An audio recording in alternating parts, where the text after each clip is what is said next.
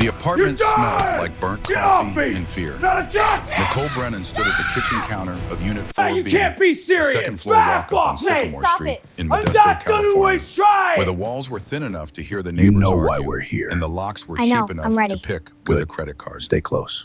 She poured cereal into a bowl, her hands steady the way they always were in the mornings because mornings were safe. Derek never came in the mornings. Derek was a creature of the night of parking lots and back doors and 3 a.m. phone calls that made her blood turn to ice water. 7-year-old Sophie sat at the kitchen table with her legs swinging beneath the chair, not quite reaching the floor. She was already wearing the pink raincoat. It was September, and the sky outside was a flat, cloudless blue, the kind of sky that promised heat and stillness. But Sophie wore that raincoat like armor.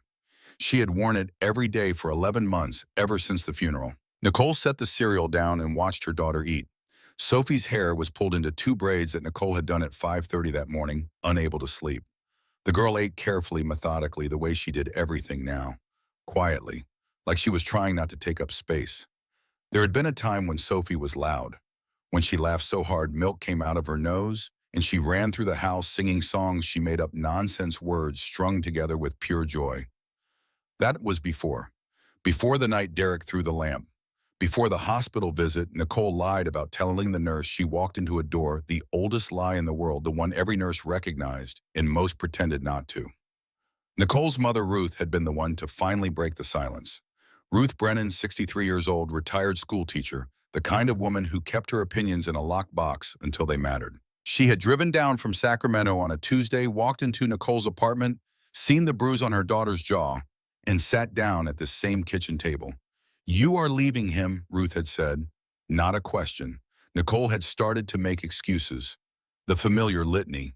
He didn't mean it. It was the drinking. He's under pressure at work. The words tasted like ash even as she said them.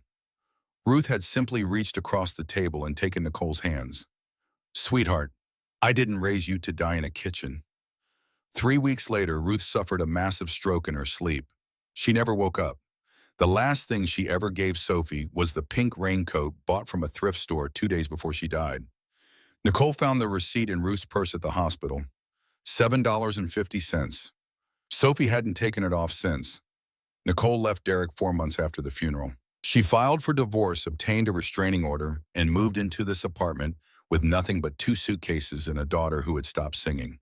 Derek Farrow, 36 years old, former police officer, terminated for excessive force, signed the divorce papers, but never accepted the reality behind them. In his mind, Nicole and Sophie were still his. Property he had temporarily misplaced. The restraining order was a piece of paper. Nicole knew what Derek thought of paper. She washed the breakfast dishes and checked her phone. No missed calls, no blocked numbers ringing at midnight.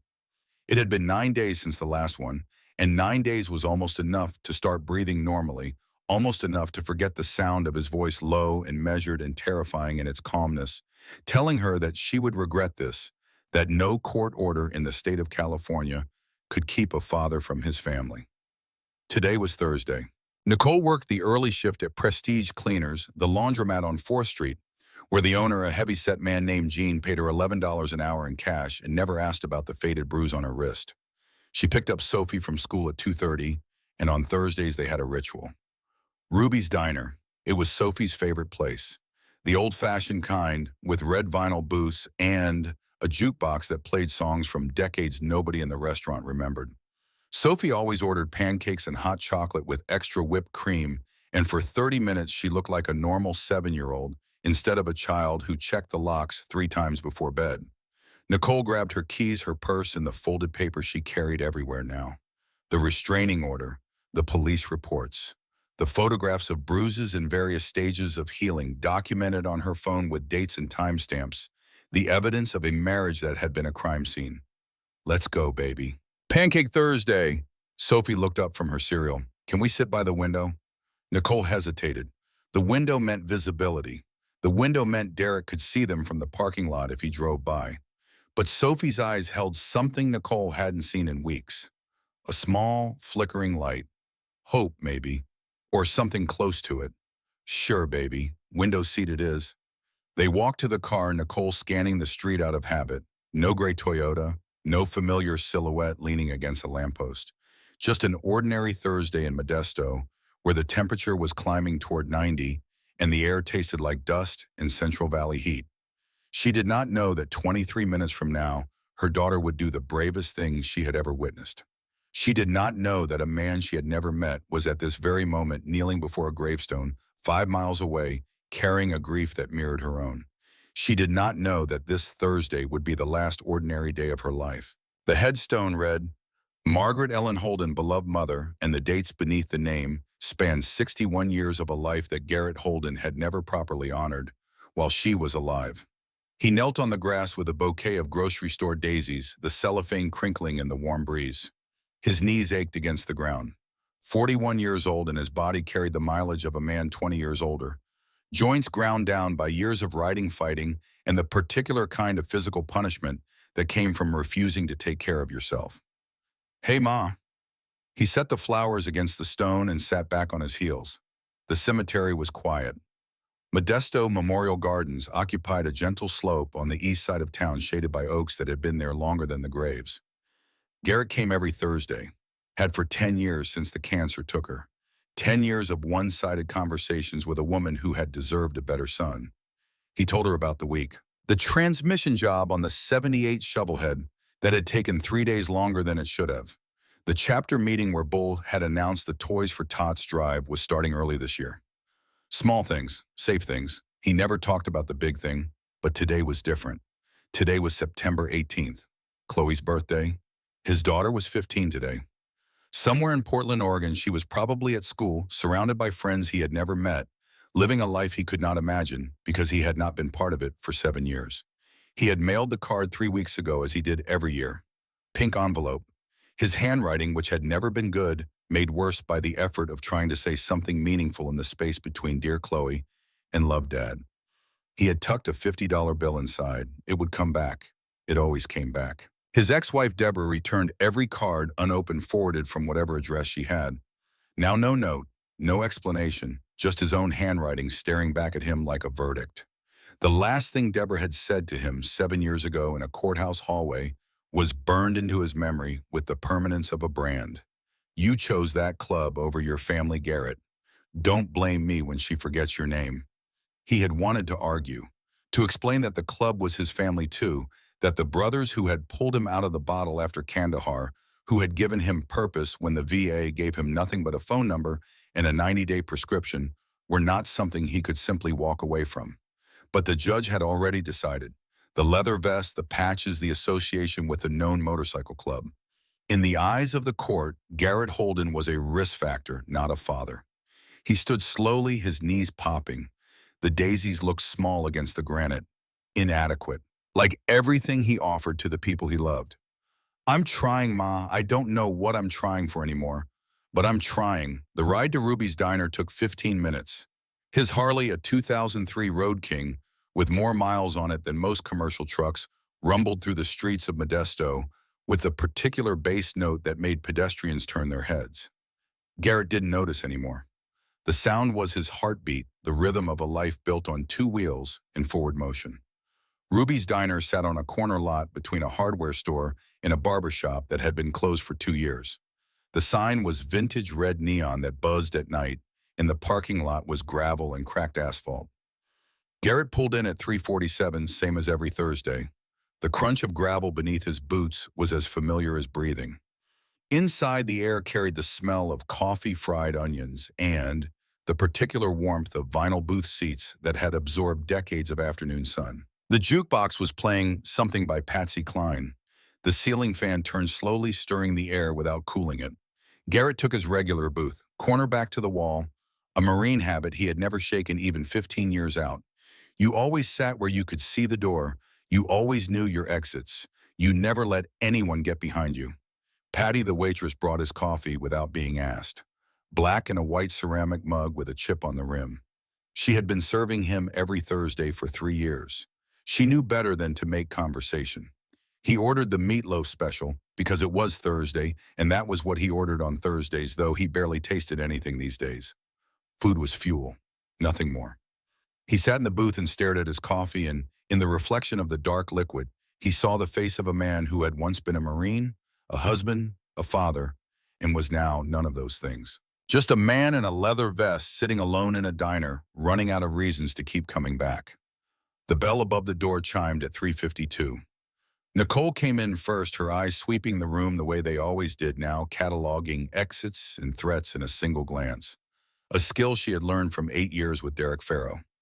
Behind her, Sophie shuffled in wearing the pink raincoat, her braids swinging as she looked up at the ceiling fan with the careful attention of a child who had learned to focus on small, safe things.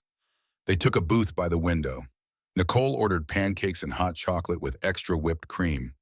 Her voice carried the particular brightness of a mother performing normalcy, painting a world of safety and routine over the cracks in their reality. Extra whipped cream, right, baby? Sophie nodded, but did not smile. She was looking at the parking lot. Nicole noticed and felt the familiar, cold hand close around her stomach. She followed her daughter's gaze. The parking lot was ordinary. A pickup truck, a sedan, Garrett's Harley gleaming black and chrome in the afternoon sun, an empty space where nothing threatening waited. But Sophie kept looking. Because Sophie had learned at an age when most children were learning to ride bicycles and spell their names, that danger did not announce itself. It just simply appeared. Eat your pancakes, baby. They're getting cold. Sophie turned back to the table and picked up her fork. The whipped cream was starting to melt into the hot chocolate, creating a brown and white swirl that she stirred with her finger. A small, normal gesture, the kind of thing a 7-year-old should be doing on a Thursday afternoon. Garrett was halfway through his meatloaf when he noticed them, not consciously. The way a man who had spent years in combat zones noticed everything, filing details into categories of threat and non-threat without thinking about it. Woman, early 30s, tense shoulders. Child, pink jacket, too quiet. Both sitting rigid, both watching the window. He filed it under not my business and returned to his meatloaf. And then the gray Toyota pulled into the parking lot. Nicole saw it first. The coffee cup in her hand rattled against the saucer, a small sound that was impossibly loud in the quiet of the diner. Her face went white. Not the gradual paling of surprise, but the instantaneous draining of color that comes with recognition. With the activation of a fear so deeply embedded, it bypassed thought entirely and went straight to the body. Sophie saw it too. Through the window, she watched the gray Toyota park at the far end of the lot. She watched the driver's door open. She watched a man step out. Her father. Derek Farrow stood 6 feet tall with the kind of build that came from a gym membership and a need to control everything, including his own body. He was wearing a button-down shirt tucked into pressed khakis, the costume of a reasonable man, and his hair was combed and his jaw was set, and his eyes were already locked on the diner window where his ex-wife and daughter sat frozen in a booth. Sophie knew that walk. She had memorized it the way other children memorize the alphabet. The slight forward lean, the controlled pace that could accelerate into something terrifying without warning, the jaw that tightened just before the shouting started. He was coming. Nicole's hand found Sophie's under the table. Her fingers were ice. Baby, listen to me. Stay calm. We're going to be fine. But Nicole's voice cracked on the last word and Sophie heard the lie inside it. She had heard that lie before many times in many rooms, and she knew what it meant. It meant they were not going to be fine. It meant the paper in Mommy's purse, the one the judge had signed, was not going to stop him. Nothing stopped him. Nothing ever stopped him. Sophie's breath came faster. Her chest tightened. The pancakes blurred in front of her. She felt the old terror rising, the kind that started in her stomach and spread outward until her whole body vibrated with it. And she knew with the certainty of a child who had spent her entire short life learning to survive that she had approximately 30 seconds before that door opened and her father walked in and everything fell apart again. She looked around the diner, not randomly, purposefully, the way a drowning person looks for anything that floats. 2 truckers in a booth near the door arguing over a map, too distracted, too far away. An elderly couple sharing a slice of pie, too fragile, too small. Patty, the waitress behind the counter, filling ketchup bottles, too tiny, too uncertain. Nobody who could stop Derek Farrow.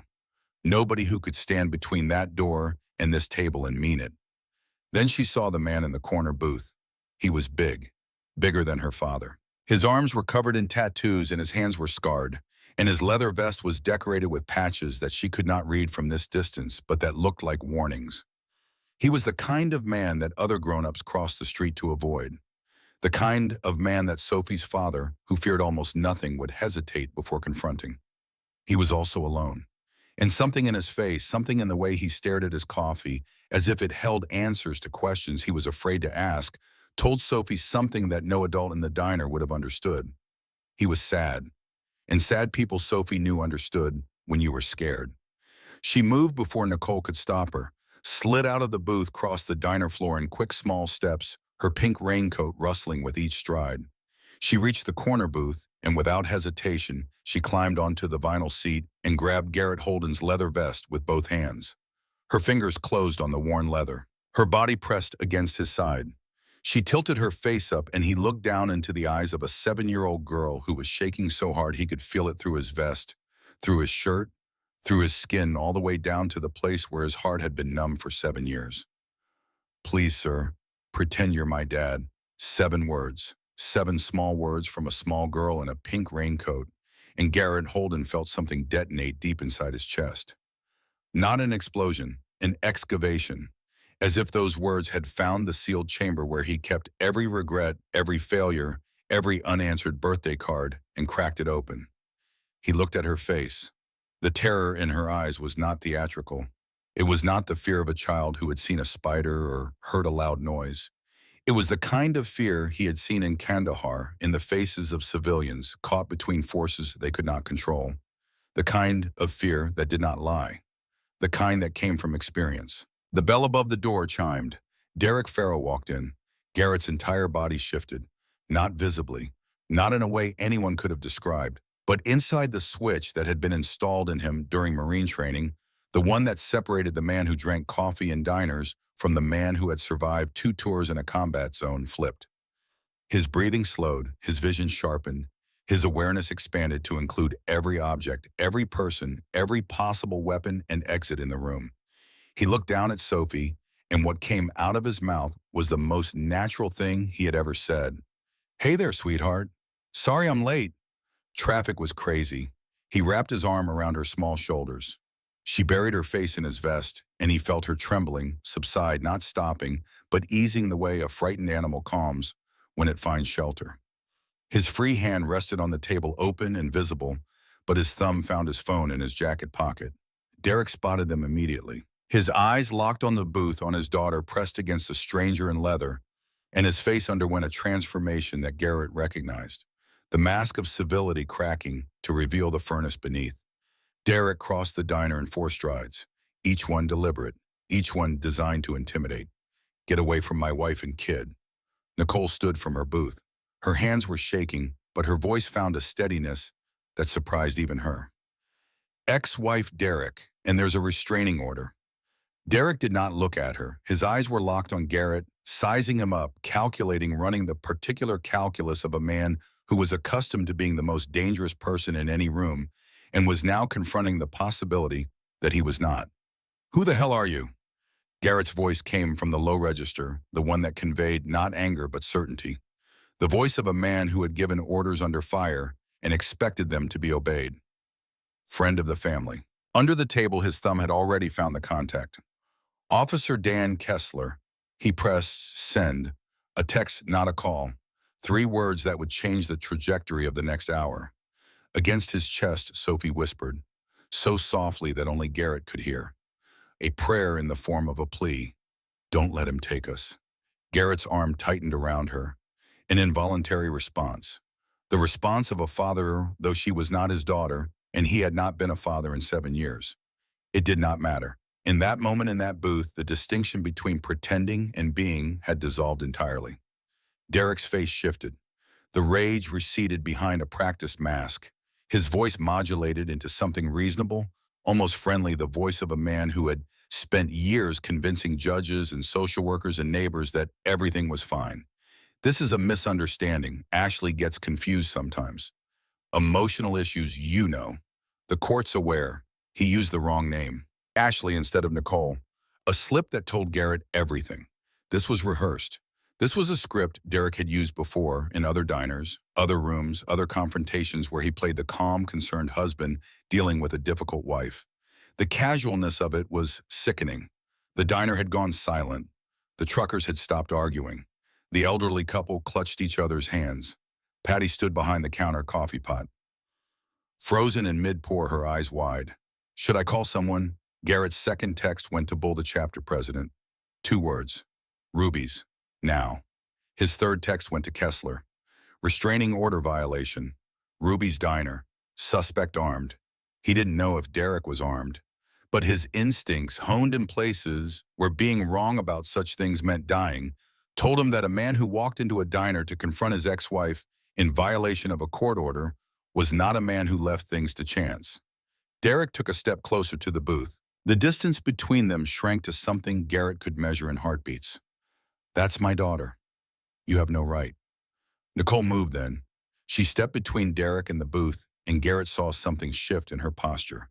The fear was still there, written in every line of her body, but underneath it, rising like a current beneath ice, was something else. Resolution. The particular kind of courage that comes not from fearlessness, but from the exhaustion of being afraid. Her name is Sophie. She is my daughter. And you are not supposed to be within 100 yards of either of us.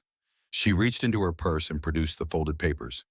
The restraining order. She held them up not as a shield, but as a statement. Evidence. Proof that the system, imperfect as it was, had seen what Derek was and had drawn a line. Derek's composure cracked. The mask slipped further, revealing the familiar rage underneath, and his voice rose in a way that made Sophie press harder against Garrett's side.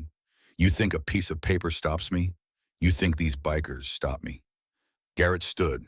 He unfolded from the booth, slowly, deliberately allowing his full height to register. 6'2", 220 pounds. Shoulders that filled the space between the booth and the wall. Hands that had rebuilt engines and broken bones, and on one occasion he tried not to think about, held a dying friend in a desert 12,000 miles from home. He did not raise his voice. He did not clench his fists. He simply occupied the space between Derek Farrow and the child who had asked for his protection, and in that occupation was a statement more eloquent than any words. The lady asked you to leave. The kid is terrified. You have 2 choices. Walk out that door on your own feet or get carried out. Derek's laugh was sharp, theatrical. The laugh of a man who had spent a career in law enforcement and knew exactly how confrontations played out in courtrooms. For what you'll assault me in front of witnesses, I'll have you arrested. I know how this works. I used to be the one doing the arresting. The rumble came from outside, low at first like distant thunder, then building into something unmistakable. Motorcycles, multiple engines, the kind of sound that vibrated in your chest and shook the glass in the windows. The door opened. 5 men entered Ruby's Diner. They moved with precision, spreading out in a formation that was not military but carried the same intent. Covering exits, establishing presence, filling the room with a collective gravity that shifted the balance of power so completely that Derek Farrow physically stepped backward. Bull came first, 6'4", 300 pounds of beard that reached his sternum and eyes that held the patient intelligence of a man who had led other men for decades. Behind him, Tiny, ironically named at 6'6", then Ratchet, then Deacon, then Stump, each one wearing leather. Each one wearing patches, each one radiating the kind of calm that only came from absolute certainty in their purpose. They did not speak. They did not need to. Their presence was the message. Derek's eyes moved between them, calculating odds he did not like. 5 bikers, 1 Marine, a room full of witnesses. The math had changed, and Derek Farrow, whatever else he was, could do math. This isn't over. He pulled out his phone. I'm calling the police myself, Garrett smiled. It was not a pleasant expression. It contained no warmth, no humor, nothing but the grim satisfaction of a man who had already played the hand Derek thought he was dealing. Good, I already did. The blue and red lights appeared in the diner windows before Derek could dial. 2 patrol cars, 3 officers. The lead was Dan Kessler, a man Garrett had known for 4 years. A man he had stood beside at charity events and community rides. A man who knew that the leather and the patches were not the whole story. Kessler entered with his hand on his belt, not his weapon, but close enough. His eyes found Garrett first, then Derek, then Nicole, then Sophie, still pressed against Garrett's side in the booth. He assessed the room in 3 seconds. Sir, step back. Derek shifted tactics with the fluidity of a man practiced in manipulation. His voice transformed. The rage vanished, replaced by relief. Performed perfect relief. Officer, thank God. These bikers are threatening me. They're holding my family hostage. Kessler did not react. He turned to Nicole. Ma'am. Nicole's hands shook as she unlocked her phone. She showed him photographs. Bruises on her arms, her ribs, her face in various stages of healing. Purple fading to yellow, fading to the particular greenish hue that meant weeks of pain. She played voicemails. Derek's voice low and measured, describing what he would do to her if she didn't come home. She showed text messages that made Kessler's jaw tighten, though his expression remained professional. Then she produced the papers. He's not supposed to be within 100 yards of us. That's what the judge ordered. Kessler turned to Derek.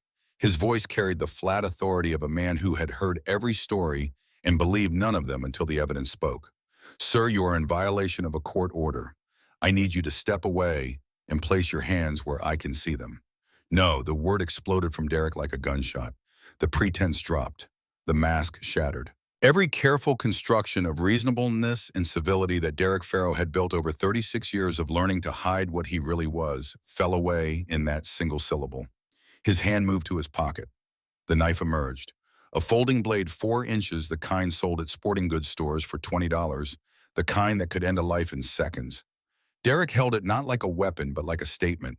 His eyes were wild, his breath ragged, and in that moment, every person in Ruby's diner saw what Nicole and Sophie had lived with for years. The real Derek Farrow. Unmasked. Undeniable. Nobody is taking my family from me. The diner erupted. The elderly couple scrambled from their booth. One of the truckers knocked over a glass. Patty dropped the coffee pot. It shattered on the floor, black liquid, spreading across the linoleum like a dark tide. Garrett moved on instinct. His body became a wall. He positioned himself between the blade and the booth, where Sophie sat frozen, her eyes wide, her pink raincoat clutched around her like the armor she had always believed it to be. The club brothers converged simultaneously. Tiny reached Derek first. His massive hand closed around Derek's wrist with the inevitability of a steel trap. The knife hand stopped mid-motion, frozen in the grip of a man who could crush walnuts in his palm. Deacon swept Derek's legs. Ratchet controlled the fall. Derek hit the linoleum floor, and the knife clattered away across the tiles, spinning to a stop beneath the counter. Kessler was there in seconds, handcuffs clicking with the mechanical precision of a system finally doing what it was designed to do. Assault with a deadly weapon, violation of a protective order, attempted kidnapping, threatening behavior, resisting arrest. Derek thrashed against the cuffs. His face was pressed to the linoleum floor, and from that position he looked up at Nicole. And what came out of his mouth was not a plea or an apology. It was a promise, delivered with the calm certainty of a man who believed, truly believed, that nothing could keep him from what was his. You think this holds me. You think bars hold me. I've got friends on the force, Nicole. I know where she sleeps. I know which window is hers. This isn't over. This will never be over. Kessler's partner pulled Derek to his feet. They walked him to the patrol car. The diner watched through the windows as he was placed in the back seat, and even through the glacis, even through the steel, in the distance, Nicole could feel his eyes on her. Watching, promising. Sophie had not moved. She sat in Garrett's booth with her arms wrapped around herself, the pink raincoat zipped to her chin, and she stared at the place where her father had been standing. Her breath came in small, shallow gasps. Garrett slid back into the booth. He did not touch her immediately. He sat beside her and waited the way you wait for a frightened animal to come to you. And after a moment that lasted a lifetime, Sophie leaned against him and closed her eyes. He's gone, sweetheart. He's gone. Sophie's voice was barely a whisper. He always comes back. Garrett looked at Nicole, who stood in the middle of the diner with tears running down her face and her hands still holding the restraining order, and in her eyes he saw something he recognized. The particular exhaustion of a person who had been fighting alone for so long that the arrival of help felt not like relief, but like a new kind of terror. The terror of hoping. The police station hummed with fluorescent light and the smell of burnt coffee and institutional carpet. Nicole sat in one interview room and the story came out in fragments. 8 years of marriage. The first hit came 6 months in. The escalation was gradual, then sudden, the way these things always were. He controlled the money. He monitored her phone. He told her that no one would believe her because he was a cop and she was nobody. In another room, Garrett sat with Sophie. She had not let go of his vest since the diner. Her fingers were tangled in the leather gripping with a strength that seemed impossible for a child her size. A child psychologist had been called, but Sophie refused to speak to anyone who tried to separate her from the man in the corner booth. The detective looked between them. "How do you know the family?" Garrett's voice was quiet, honest. He had spent his life among men who valued truth above all else, even when truth was ugly, and he was not going to start lying now. "I didn't. Not until today. She asked me to pretend." Sophie's statement was recorded on video. She sat in a child-sized chair in a room painted to look cheerful with stuffed animals on a shelf and a camera mounted in the corner. Her voice was small but clear, and she spoke with the precision of a child who had learned that details mattered, that the difference between what happened and what someone said happened could be the difference between safety and danger. She described what she had seen, what she had heard, the nights Derek came to the apartment, the sound of his fist against the door, the way her mother's voice changed, going flat and quiet, the voice of a person trying to disappear while standing in plain sight. She described why she ran to Garrett, why she chose him. He looked strong, like he could stop my dad, but also sad. Sad people understand when you're scared. The camera recorded everything. The child psychologist wiped her eyes behind the one-way glass. The detective stopped writing and simply listened. "He saved us." Sophie looked directly at the camera. "He is a good man." Child Services conducted a brief evaluation. Sophie was safe with her mother.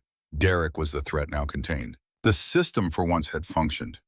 Garrett waited in the hallway. He sat on a plastic chair with his elbows on his knees and his head in his hands, and for the first time in 7 years, he was unsure of his place in the world.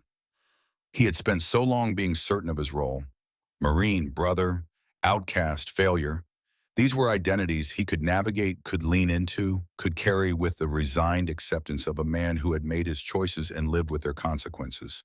But this girl, this moment, he did not know what it made him, and the uncertainty was terrifying. Nicole emerged from the interview room. Her eyes were red, but her shoulders had changed. Something in her posture had shifted the way a building shifts when a key support is restored. Not healed, not fixed, but stabilized. "I don't know how to thank you. You don't have to. Just keep her safe." Sophie broke free from the officer who had been watching her and ran down the hallway. Her pink raincoat flapped behind her like a cape. She wrapped her arms around Garrett's waist and pressed her face against his stomach and held on with the ferocity of a child who had decided with the absolute certainty that only children possess that this man was hers. "Will I see you again?" Garrett looked at Nicole. She stood in the fluorescent hallway of a police station at 9 o'clock on a Thursday night, exhausted and frightened, and brave in a way that he recognized because bravery was something he understood, and she nodded. Permission. Gratitude. The beginning of something neither of them could name. "Yeah, kid, you will." The ride home was long. The Harley's engine filled the night with its familiar rumble, and the streets of Modesto passed in a blur of streetlights and shadows.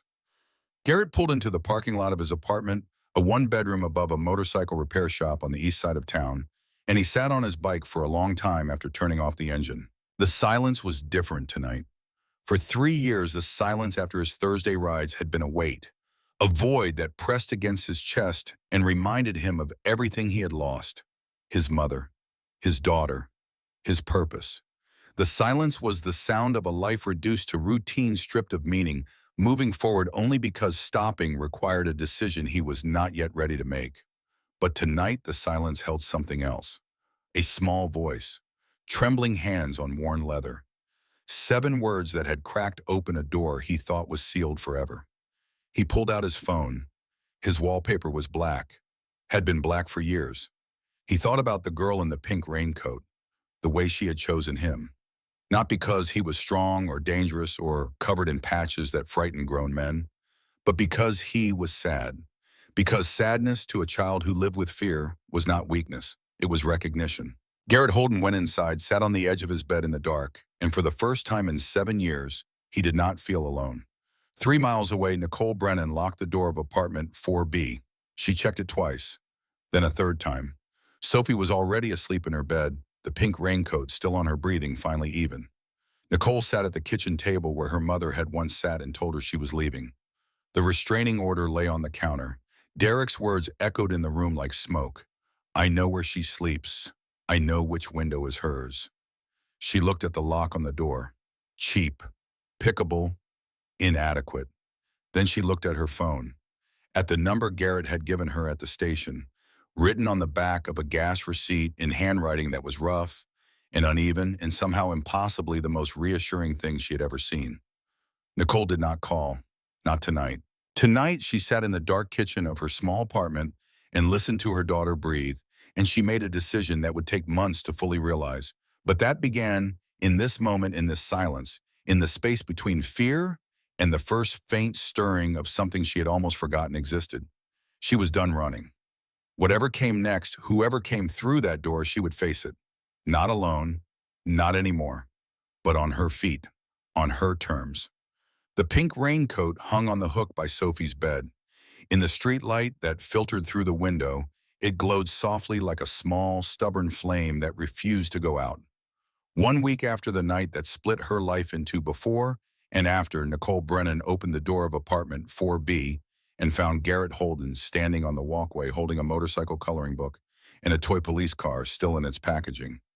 He looked enormous in the narrow corridor. His leather vest was clean, or at least cleaner than it had been at the diner, and his boots had been wiped. He held the gifts awkwardly the way a man holds things he is not accustomed to carrying, and his face wore an expression Nicole had never seen on a man that size. Nervousness. I didn't know what she likes. The lady at the store said coloring books are safe, and the police car, well, she seemed to like Officer Kessler.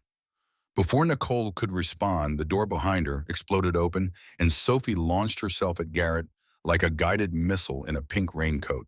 She hit him at waist height with enough force to make him stagger, and she wrapped her arms around him and held on, and the coloring book fell to the concrete walkway, and neither of them cared. Nicole made coffee. The apartment was small enough that making coffee and having a conversation happened in the same space, the kitchen table doubling as the living room doubling as everything else. Garrett sat in a chair that was too small for him, his knees nearly touching the underside of the table, and Sophie sat in his lap with the coloring book open, already filling in a Harley Davidson with a purple crayon. The story came out the way these stories always do. Not all at once, but in fragments in the spaces between sips of coffee and Sophie's requests for different colors. Nicole told him about Derek, the courtship that had been charming, the proposal that had been perfect, the first 6 months of marriage that had felt like a fairy tale written by someone who didn't know how fairy tales were supposed to end. The hitting started after I got pregnant with Sophie. He said it was stress. I believed him because believing him was easier than the alternative. She told him about the isolation, how Derek had moved them away from Sacramento, away from her mother, away from every friend she had, how he monitored her phone, her email, her mileage, how he told her calmly and repeatedly that no one would believe her if she spoke up because he was a police officer and she was a waitress with a GED, and the world had already decided whose word mattered more. She told him about Ruth, her mother's visit, the words that had finally broken through. I didn't raise you to die in a kitchen. She told him about Ruth's death 3 weeks later. The stroke, the funeral that Derek had attended in a pressed suit holding Nicole's hand playing the devoted son-in-law while the bruise beneath her sleeve throbbed with every heartbeat. And Sophie told him about the raincoat. Grandma Ruth bought it for me. She said pink was the color of brave girls. I wear it so she can still protect me. Garrett set down his coffee carefully. His hands, which could strip an engine or throw a punch with equal precision, trembled slightly against the ceramic. I have a daughter, Chloe. She's 15. I haven't seen her in 7 years. The silence that followed was not uncomfortable. It was the silence of recognition. Two people sitting across a kitchen table, each carrying a wound the other understood without explanation. Garrett told her about Kandahar, not the details. He would never share those with a civilian, and certainly not with a child in the room. But the broad strokes, 2 tours, the friends he lost, the way he came home and found that home didn't fit anymore, that the man who had left was not the man who returned, and the gap between those 2 versions of himself was too wide for his wife to cross. He told her about the club, how it saved him when the VA couldn't, how the brotherhood gave him structure, purpose, a reason to wake up. and how that same brotherhood, when presented to a family court judge, became the reason he lost custody of Chloe. The judge looked at the vest and saw a criminal. Deborah's lawyer showed photos of club events, rallies, the kind of stuff that looks dangerous if you don't understand it. I tried to explain. The judge didn't want explanations. He told her about the birthday cards. Every year. Pink envelope. Handwritten. Returned unopened. Sophie looked up from her coloring. That's really sad, Uncle Garrett. The name landed like a stone in still water. Uncle Garrett. He had not been Uncle Father or anything other than brother and sir in 7 years. The word moved through him with a warmth he had not expected and could not control. He looked at Nicole. She was watching him with an expression he could not immediately categorize. Not pity, not romance, something more fundamental. Understanding. The look of a person who recognized the particular shape of a wound because they carried a matching one. Sophie said she picked you because you looked strong but sad. Nicole's smile was gentle, careful, the smile of a woman who had learned to be cautious with every expression. She told me sad people understand when you are scared. Garrett nodded. He did not trust his voice. Maybe this is your second chance, Nicole said softly. Sophie tugged his hand. Come see my room. The walls were covered in crayon drawings, motorcycles mostly. Some featured a large figure in black with patches on his chest. Others showed a small figure in pink standing next to the large one. In every drawing, they were holding hands. Can I call you Uncle Garrett, for real? His eyes burned. He blinked hard and looked at the ceiling. I'd be honored, kid. 2 weeks later, Garrett brought Nicole and Sophie to the charter house. It was not a place for civilians. The building was a converted warehouse on the industrial east side of Modesto, surrounded by chain-link fence and parked motorcycles, and the kind of atmosphere that discouraged casual visitors. Nicole hesitated at the threshold, her hand tight on Sophie's shoulder, every instinct screaming that this was not a safe place for a mother and child. Bull met them at the door. He extended his hand to Nicole with the formal courtesy of a man who understood that trust was earned, not demanded. In our world, family is everything. His voice carried the authority of a man who had led the chapter for 15 years. Blood or chosen, doesn't matter which. He turned to the assembled brothers. 23 men standing in a loose semicircle in the main hall. The room smelled of motor oil and coffee and the particular masculinity of men who lived outside conventional boundaries. Nicole and Sophie Brennan are officially under the patch. Full protection. Anyone threatens them answers to all of us. A rumble of approval moved through the room. Not words, something deeper. The sound of collective commitment. The same sound that had carried Garrett through 2 tours in Afghanistan and 3 years of Thursday grief at a cemetery. Garrett knelt before Sophie. He pressed a small pin into her palm. A winged skull, polished silver, no bigger than a quarter. You're not a member, but your family. Keep this safe. Sophie held the pin up to the light, turning it, watching it gleam. Then she pinned it to her pink raincoat, right over her heart, and the combination of the 2 symbols, the grandmother's love and the brotherhood's protection, struck every man in that room with a force none of them would admit to feeling. The brothers introduced themselves. Tiny crouched down to Sophie's eye level, which required a significant descent given his 6'6" frame. I got 3 daughters, kid. You need anything, you call. Ratchet showed her the workshop, letting her sit on a motorcycle frame that had no engine. Deacon, who had a degree in education that he never discussed, pulled a deck of cards and taught her a magic trick. Stump, the oldest member at 64, simply sat beside her and said nothing, which was in its own way the most comforting gesture of all. Bull pulled Garrett aside. Kessler called me. Derek Farrow made bail this morning. Judge set it high, but his family's got money. Old Modesto money. His father used to sit on the city council. Garrett's jaw tightened. How long before he comes after them? Bull's eyes were steady. He'd seen this before in various forms. Predators who use the system as a weapon. His lawyer's already filing motions, claiming Nicole is an unfit mother, that she's exposing the child to criminal elements. Meaning us. The words settled over Garrett like cold water. What are you saying? I'm saying that everything we do to protect them, he's going to use against them.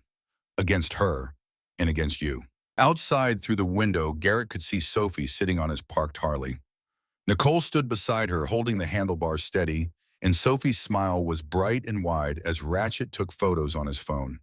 For the first time in months, the girl looked like what she was supposed to be. A child. Just a child delighted by a motorcycle in a sunny afternoon. Garrett looked at Bull. I don't care what it costs. I know you don't. That's what worries me. The court summons arrived on a Tuesday morning. Nicole opened the envelope at the kitchen table with hands that had learned to be steady and a heart that had not. Derek Farrow, through his attorney, was petitioning for joint custody of Sophie Brennan. The filing cited Nicole's association with known members of a motorcycle club designated by the Department of Justice as an outlaw organization. It cited her unstable living conditions. It cited her history of emotional instability, a fiction Derek had constructed through years of gaslighting that had left a paper trail of canceled therapy appointments and emergency room visits attributed to her own clumsiness. The filing did not mention the bruises, the voicemails, the restraining order that Derek had violated. Those belonged to a different narrative. And Derek's attorney, a man named Philip Corbin, who charged $400 an hour and had a reputation for winning cases that should not be winnable, was very good at controlling narratives. Nicole called Garrett. He's trying to take her. Using you. Using the club. Garrett stood in his repair shop, phone pressed to his ear, grease on his hands, and felt the familiar cold calculus of a situation with no good options. What does the lawyer say? Nicole's court-appointed attorney, a tired woman named Sandra, who carried too many cases and not enough time, had been blunt. The association with the motorcycle club was a liability. Family court judges operated on perception, not truth, and the perception of a mother who brought her child into the orbit of outlaw bikers was not favorable. She said, I need to distance myself from you, from the club, that it's the only way to keep Sophie. The silence on the phone stretched long enough to become its own kind of answer. Garrett spoke carefully, each word measured, each one costing him something. Then that's what you do. Garrett, no, you don't understand. Sophie needs you. I need Nicole. Listen to me. I lost Chloe because I chose the wrong thing. I chose pride. I chose the vest over my daughter. I'm not going to let that happen to you. If cutting me out keeps Sophie safe, then you cut me out. She was crying. He could hear it through the phone, the particular sound of a person trying to be silent while falling apart. I'm not going anywhere, he continued. But I can step back. I can be invisible. I can help from the shadows. Kessler knows people. Sandra can build the case without me in the picture. How do I explain this to Sophie? Garrett closed his eyes. Tell her Uncle Garrett has to go away for a little while. Tell her it doesn't mean he stopped caring. Tell her sometimes people who love you have to leave so you can be safe. He had never said those words out loud before, but he had lived them. 7 years of returned birthday cards. 7 years of being the father who stepped back because the court said stepping back was the right thing. 7 years of wondering whether Chloe believed the absence was love or abandonment. Now he was doing it again. That night he sat on the edge of his bed and held the photo Ratchet had taken, Sophie on his Harley, pink raincoat and silver pin, and a smile wide enough to break a grown man's heart. He set it as his phone wallpaper, the first image on that screen in 7 years. Then he went to the kitchen, opened the cabinet above the refrigerator, and stared at the bottle of whiskey that had been there for 3 years. He had not opened it, had kept it there as a test or a punishment or a reminder that the distance between sobriety and oblivion was exactly one decision. He closed the cabinet. Nicole navigated the next 3 weeks alone. Or rather, without Garrett's visible presence, because behind the scenes of a machinery of protection operated that she could feel but not see. Officer Kessler increased patrols past her apartment. The club brothers took shifts watching her building from a parking lot across the street, invisible in unmarked cars that looked nothing like the motorcycles people associated with them. Sandra, the attorney, filed counter motions documenting Derek's history of violence. But Derek was not idle. He understood the system because he had been part of it. He knew which levers to pull, which favors to call, and which narratives played well in family court. His attorney requested a home evaluation of Nicole's apartment. The evaluator, a county employee named Mrs. Henderson, arrived on a Wednesday and found a clean, modest apartment with a child's drawings on the walls and a refrigerator stocked with groceries. She noted the neighborhood, which was not affluent. She noted the single-income household. She noted the absence of a father figure. She did not note the fear in Nicole's eyes or the way Sophie checked the locks. The report was neutral, which in family court meant it could be interpreted any way a skilled attorney wanted. Garrett received updates through Kessler. Each one was a knife. Corbin's arguing that the restraining order was based on exaggerated claims. He's got character witnesses lined up. Former colleagues from the police department, a church pastor, Derek's mother. Against what? Against Nicole's word and a 7-year-old's testimony. The math was brutal. Derek had resources, connections, and a narrative machine. Nicole had the truth, a tired attorney, and a daughter who should never have to testify in the first place. It was during the 4th week of separation that the incident happened. Nicole woke at 2:17 in the morning, not to a sound, but to an absence of sound. The particular silence that follows a noise that should not have been there. She lay in bed, her body rigid, her ears straining. Sophie slept beside her. They had been sharing a bed since the diner. Then she saw it, an envelope on the kitchen floor. It had been slid under the front door. White, unmarked. She knew who it was from before she opened it, but she opened it anyway because knowing and seeing were different things. Inside was a photograph. Sophie asleep in her bed, taken through the window. The angle was from outside looking in, and the image was clear enough to see the pink raincoat draped over the foot of the bed and the silver pin on the nightstand. On the back in handwriting, she recognized 3 words: always watching you. Nicole did not scream. She did not call the police. She did something she had never done before. She got angry, not the hot reactive anger that burns and fades, the cold structural anger that builds foundations.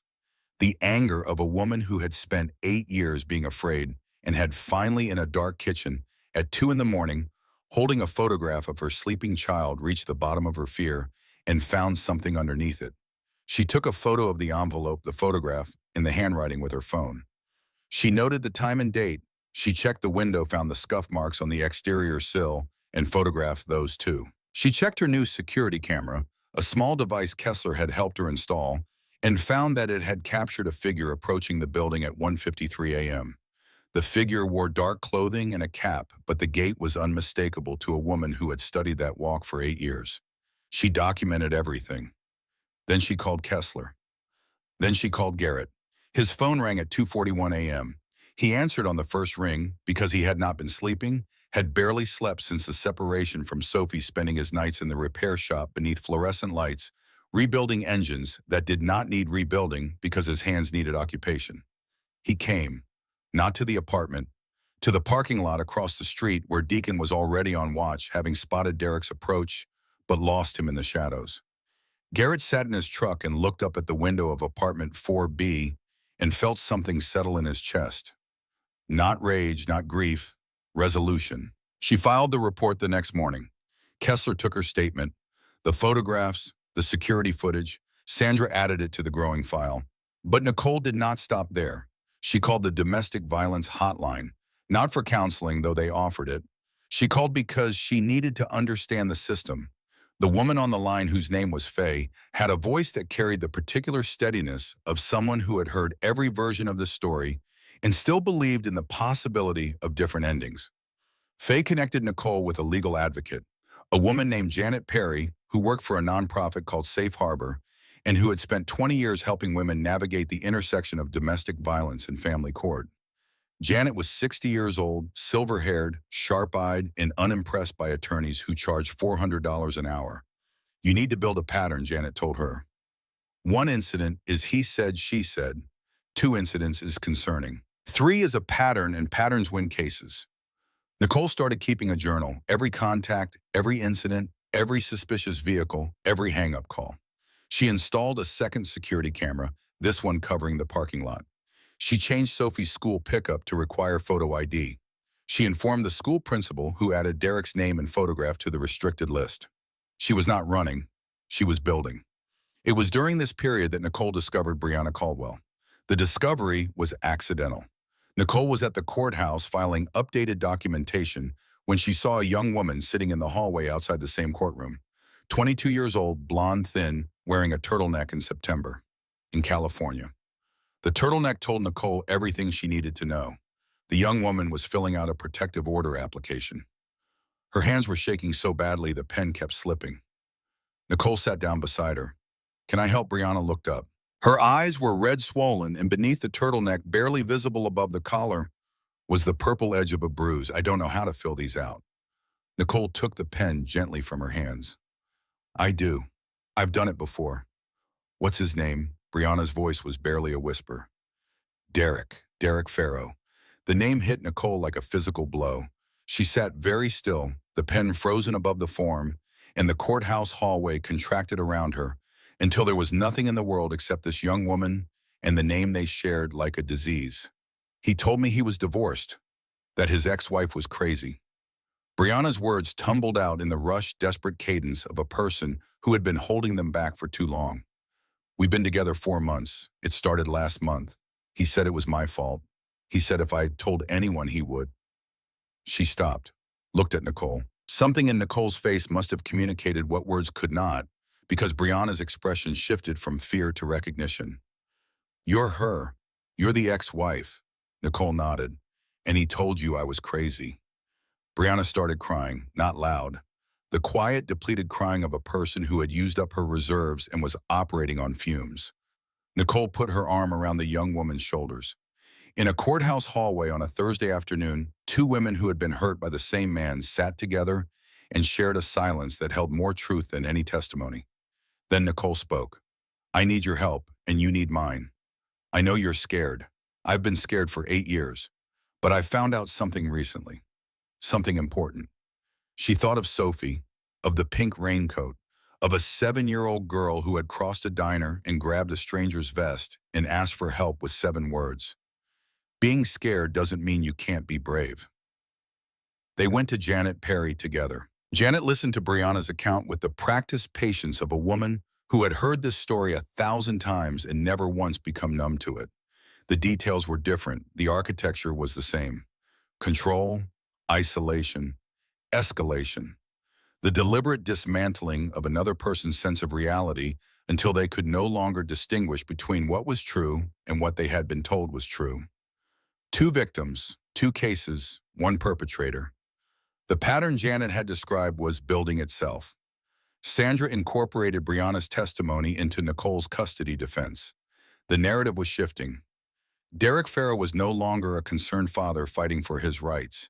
He was a documented serial abuser, and the documentation was growing with every day Nicole and Brianna spent building their case.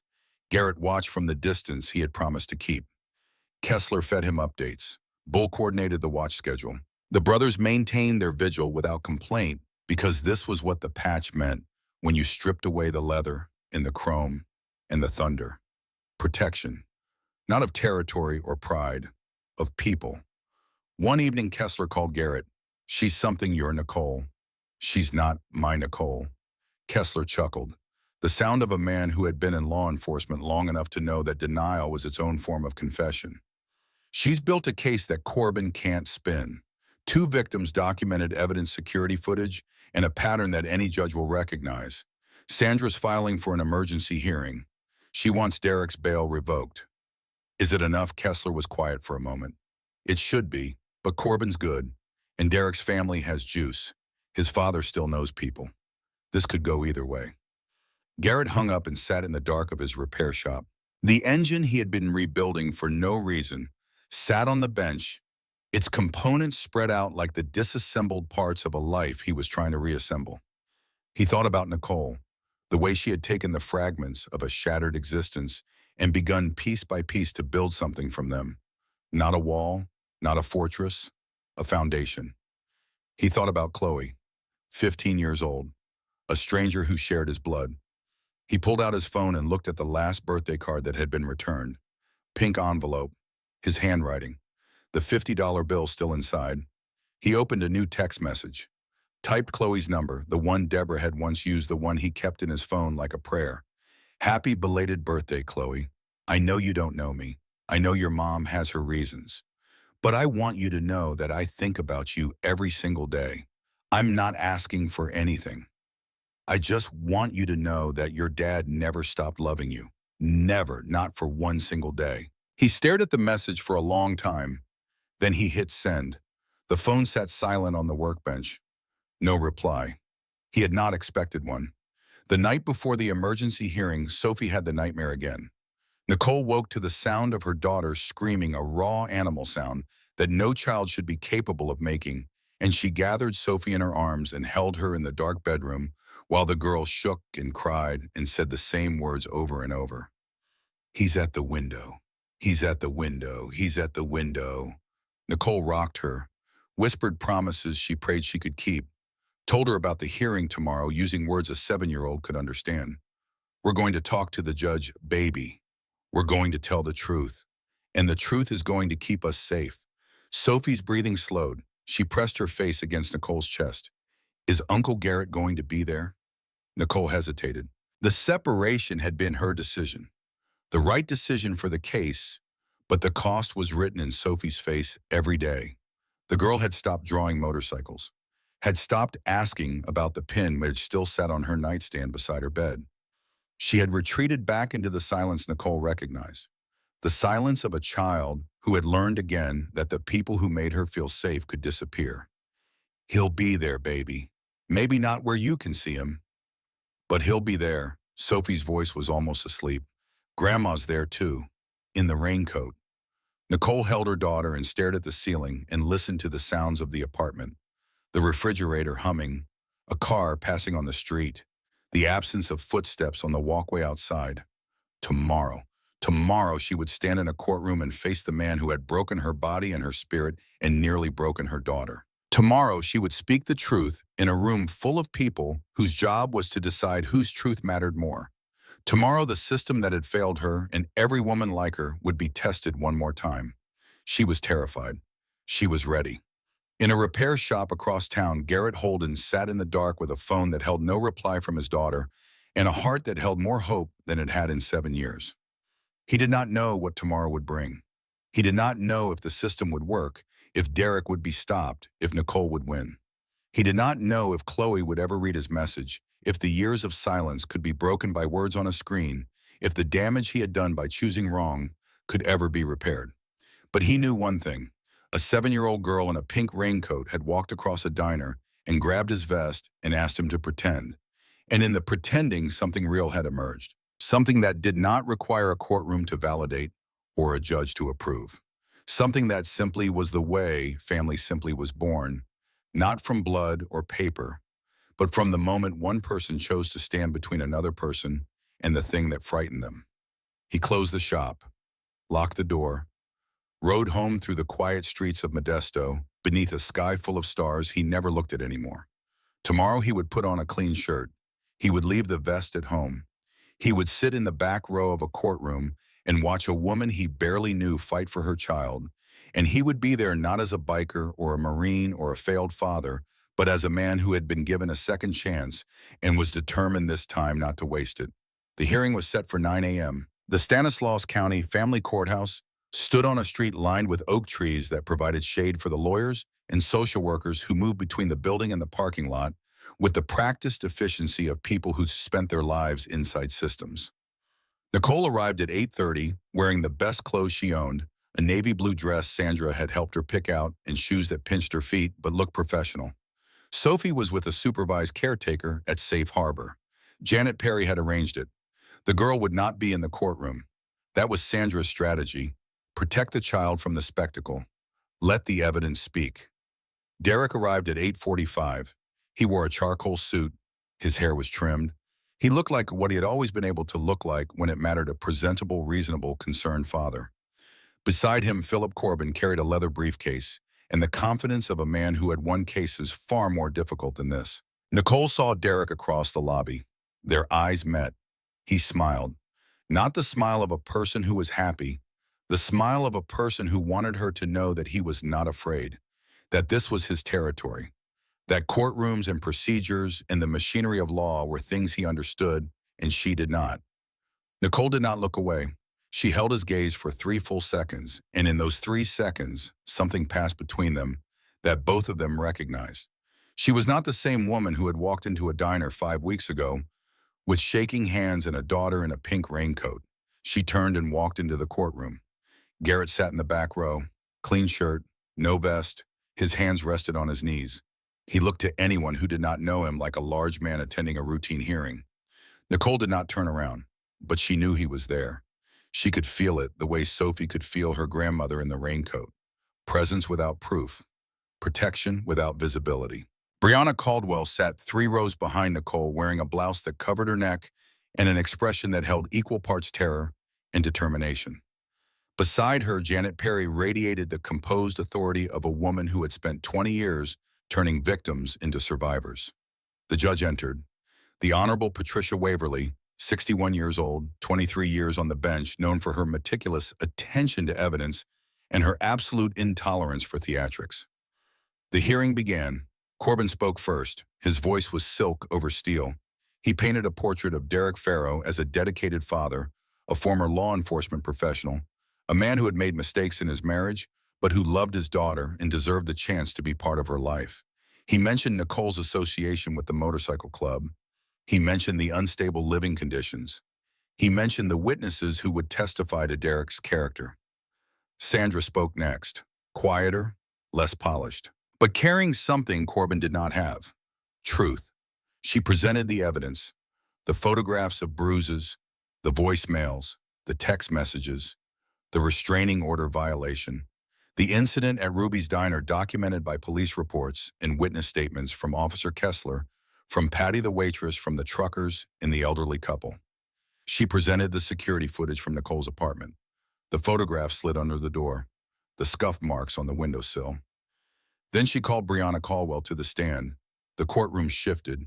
Corbin's confidence flickered. He had not expected this. Brianna spoke for 12 minutes. Her voice started small and grew. She described the 4 months with Derek, the charm, the control, the first blow, the threats that followed. She described the turtlenecks in September, the excuses she made to friends, the moment she realized that the story Derek told about his crazy ex-wife was not a story about Nicole's instability. It was a confession of his method. She looked at the judge. He does this. It's what he does, and he'll do it again. Corbin objected. The judge overruled. The pattern was established. Nicole took the stand last. She did not cry. She had used up her tears in kitchens and bedrooms and police stations, and what remained was something harder and clearer. She spoke for 20 minutes, and every word was documented, evidenced, supported by the meticulous records she had built over 5 weeks of cold structural anger. She spoke about Sophie, about the pink raincoat, about a little girl who had stopped singing and started checking locks, about a child who had learned at 7 years old to scan rooms for threats and calculate escape routes and read the tightening of her father's jaw, the way other children read picture books. She did not mention Garrett by name. But when she said my daughter ran to a stranger because she was more afraid of her father than of the scariest-looking man in the room, every person in the courtroom understood the weight of what she was describing. Judge Waverly listened. Her face was unreadable. The practiced neutrality of a woman who had learned that showing emotion from the bench was a luxury she could not afford. The hearing lasted 2 hours and 40 minutes. When it was over, Judge Waverly retired to her chambers. The courtroom emptied slowly. Nicole sat in her seat and stared at the table and waited. Garrett remained in the back row. He did not move. He did not speak. He was there, and that was enough. Corbin and Derek conferred in the hallway. Derek's composure was fraying. His smile had not returned since Brianna took the stand. 40 minutes later, Judge Waverly returned. She revoked Derek Farrow's bail. She upheld the restraining order. She denied the custody petition. And she referred the case to the district attorney for additional criminal charges based on the evidence of ongoing harassment and witness intimidation. Derek stood when the bailiff approached. His face underwent one final transformation. The mask did not shatter this time. It simply fell away like something he no longer had the energy to hold in place. He looked at Nicole, and what she saw in his eyes was not rage or desperation. It was the look of a man who had lost control of something he believed was his, and who could not comprehend a world in which that was possible. They took him through the side door. The handcuffs caught the fluorescent light as the door closed behind him. Nicole exhaled, a breath she had been holding for 8 years. She turned around. Garrett was still sitting in the back row. Their eyes met across the empty courtroom, and in that look was everything that words would later try and fail to capture: gratitude, recognition, the particular bond that forms between people who have stood on opposite sides of the same wound and found their way through. He nodded once. She nodded back. Then she stood, straightened her navy dress, and walked out of the courtroom to pick up her daughter. Outside, the oak trees cast long shadows across the courthouse steps.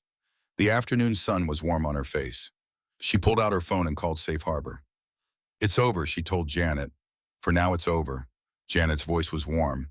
"For now is enough, honey. You build a life on for now, brick by brick." Nicole walked to her car. She drove to Safe Harbor.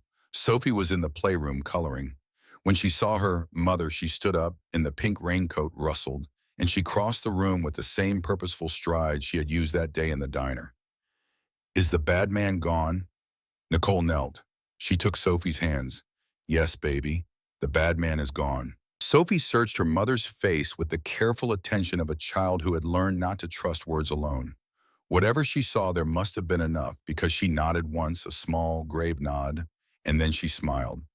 It was the first real smile Nicole had seen in weeks. Not the performance of happiness, the thing itself. Small and tentative, and so beautiful it made Nicole's chest ache. "Can we go see Uncle Garrett now?" Nicole held her daughter. In the playroom of a women's shelter in Modesto, California, she held her 7-year-old daughter in a pink raincoat and let herself believe for the first time in 8 years that the worst was behind them. "Yes, baby, we can go see Uncle Garrett." The drive across town took 12 minutes.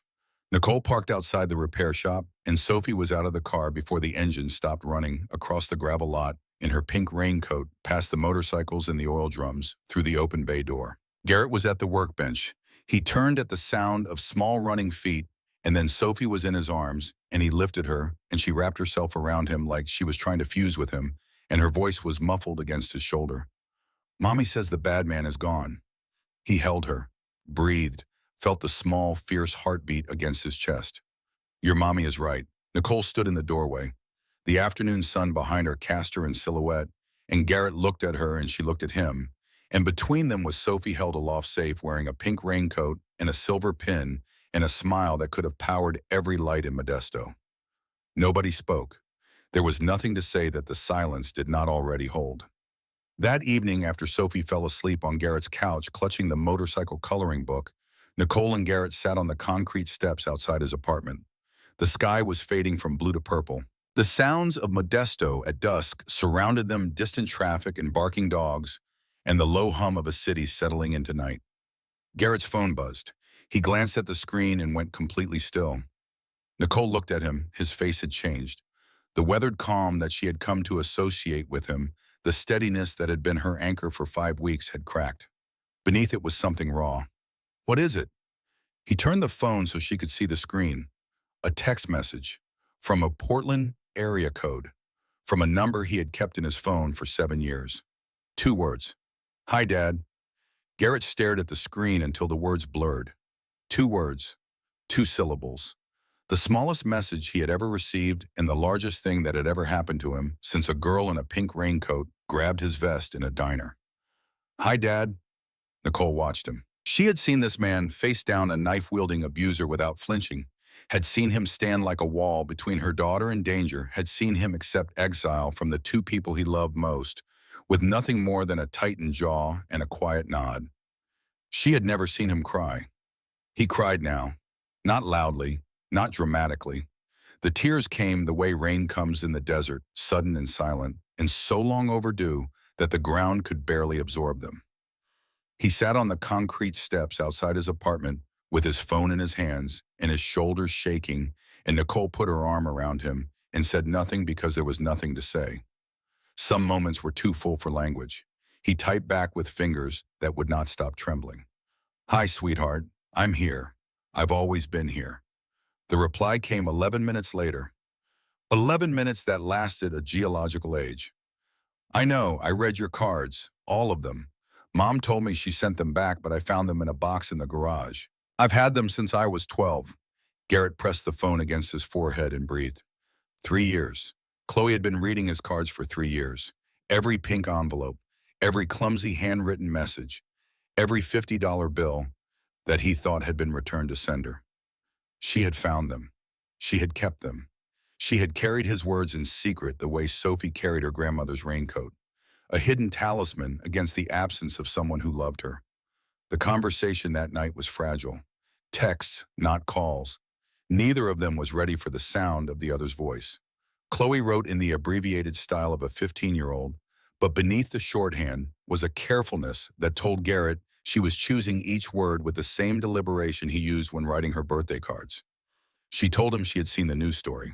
A local station in Modesto had run a segment about the incident at Ruby's Diner, the biker who protected a stranger's child, and the story had been picked up by a Portland affiliate. Chloe had seen his face on the screen and felt something she could not name shift inside her chest. Mom saw it too. She didn't say anything for a long time. Then she told me about the divorce, the real version, not the one I grew up with. Garrett closed his eyes. What did she tell you that you weren't a bad dad, that you were a broken one, and that she was scared of the people you were with and she thought keeping me away was the right thing? She said she's not sure anymore. The honesty of it was staggering. Deborah, who had spent 7 years maintaining a wall between father and daughter, had looked at a news report and seen something that cracked her certainty.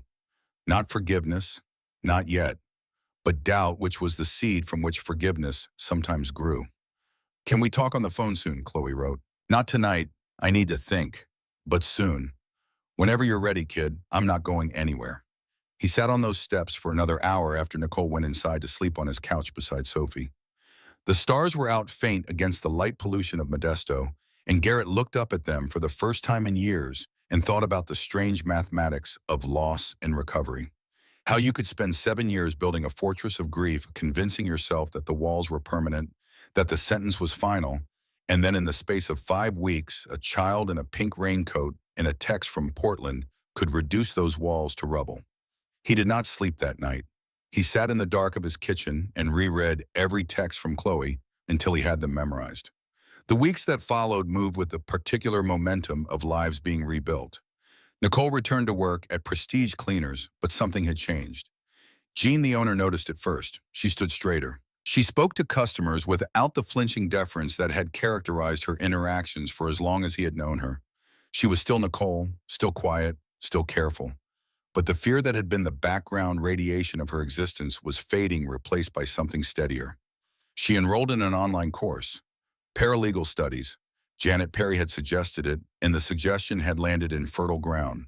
Nicole had spent 5 weeks learning to navigate the legal system, documenting evidence, building cases, translating chaos into order.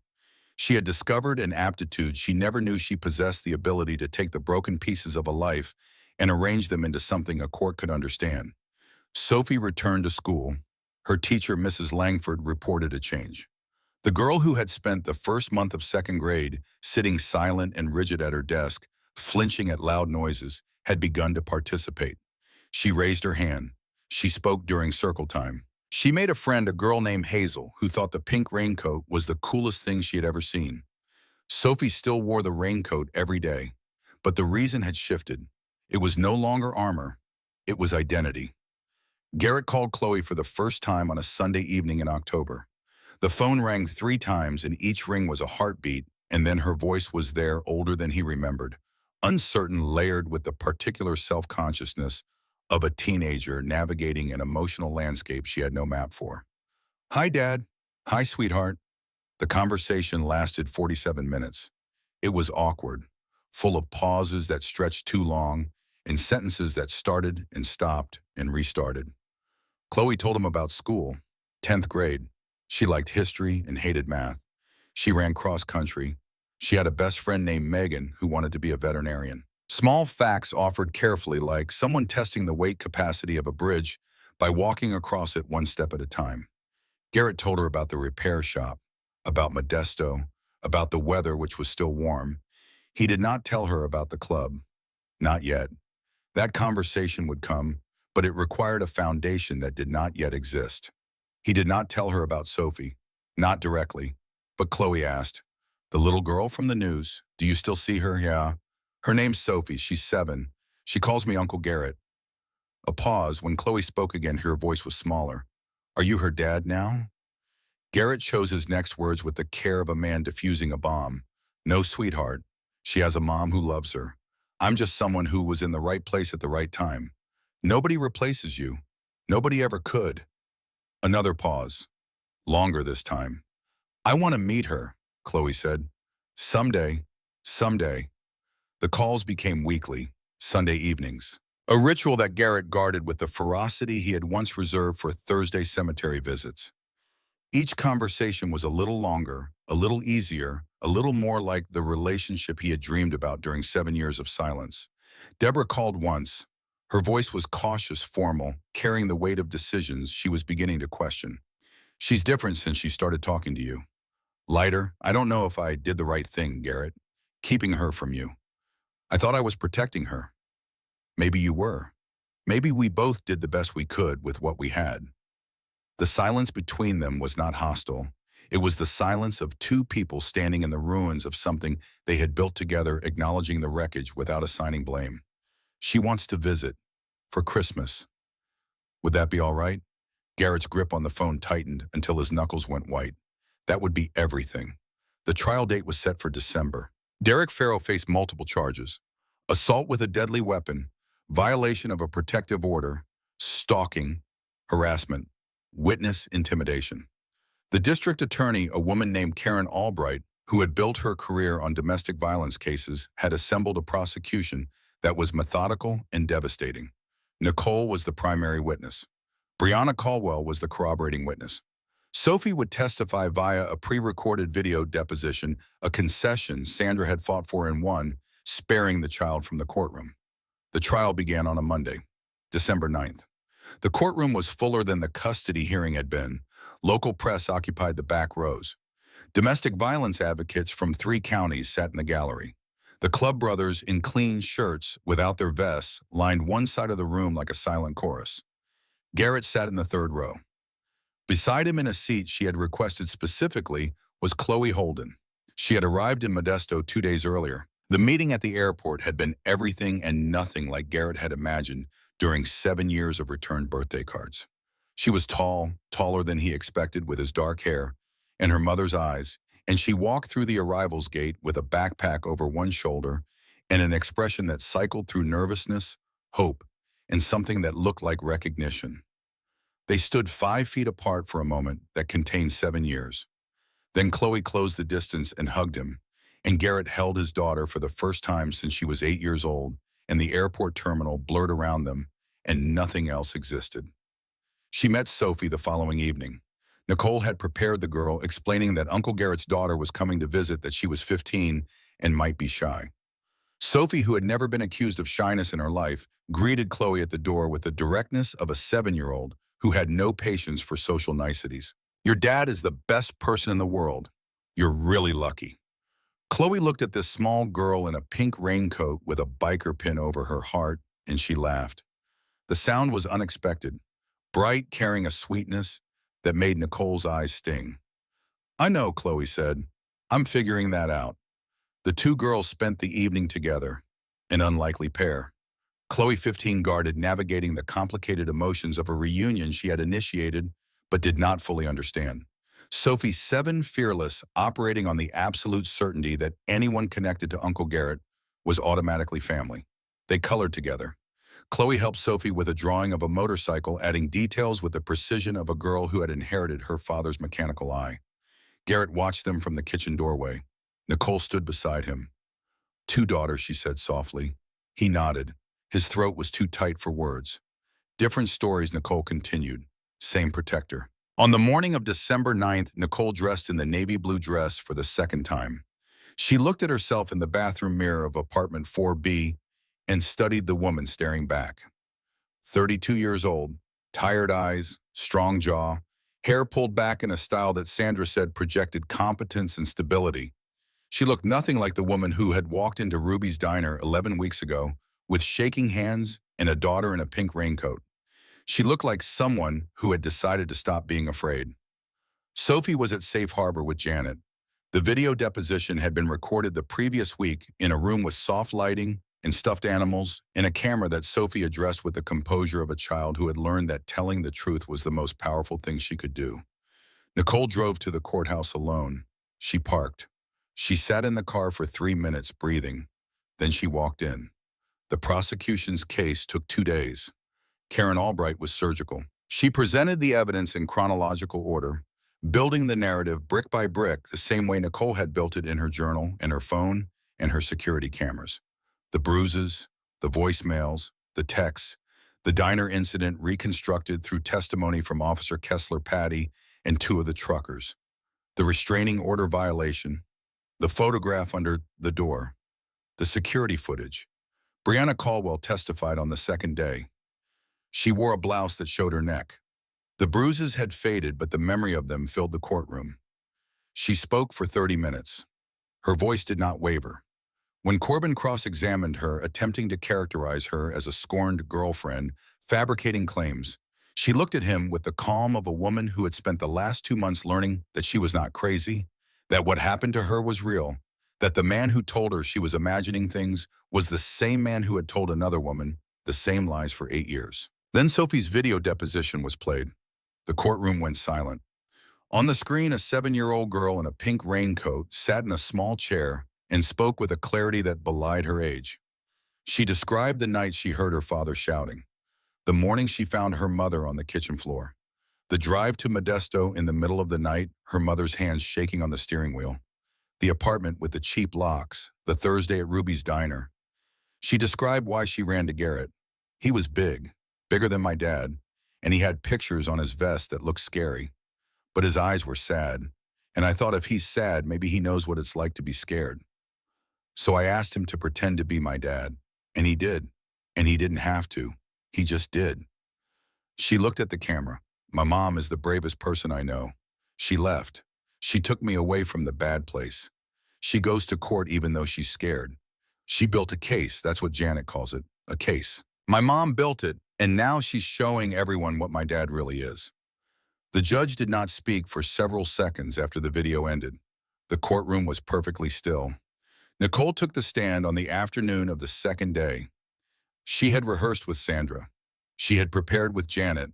But when she sat in the witness chair and looked out at the courtroom, at the judge and the jury and the press and the advocates and the club brothers in clean shirts and Garrett in the third row with his daughter beside him, she set aside the rehearsal and spoke from the place where the truth lived. She told her story.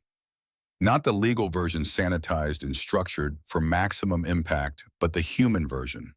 The version that included the shame of staying too long and the terror of leaving and the exhaustion of being afraid every minute of every day for 8 years. She described Derek not as a monster, but as a man who believed that love and ownership were the same thing and who destroyed everything he claimed to cherish.